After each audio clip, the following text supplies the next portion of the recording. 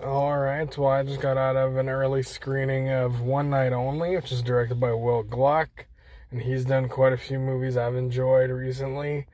One of his first movies was Easy A with Emma Stone, pretty good movie.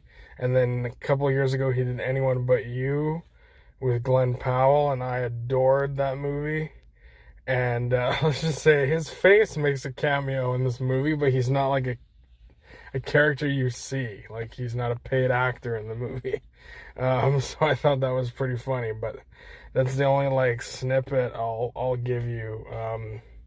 Like in terms of like cameos and stuff, because there's lots of those in there, which I thought was just kind of like cheap at first, but then I just realized no, it just kind of adds to the humor and to the enjoyment of the movie.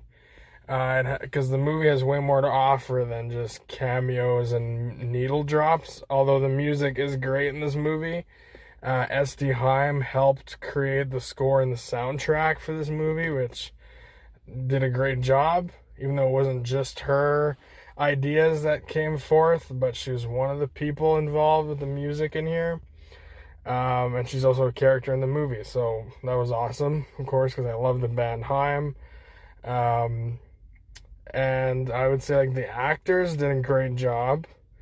But really, like, for me, what impressed me with this movie was how it's really a satire and like poking fun at and revealing to the masses that like you're not alone in being a hopeless romantic, like for those of us that are.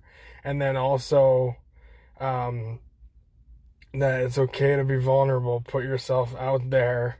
One day you'll find someone that you can actually trust and be with. So that's something I definitely related to. But it's also about how on the other side of it is so hard to trust a lot of people, and you get taken advantage of. And so that's another relatable element to the movie too. And I'm trying to be very vague because this movie comes out in a couple weeks. And I don't want to spoil all the good stuff in there, but this isn't a typical rom-com. It's very much like a kind of black comedy, satire. There's dramatic elements, but then there's also regular rom-com cliches in it, which I appreciate. So it was fresh. I appreciated the fresh approach. And this doesn't have a typical rom-com structure till like the latter half of the movie.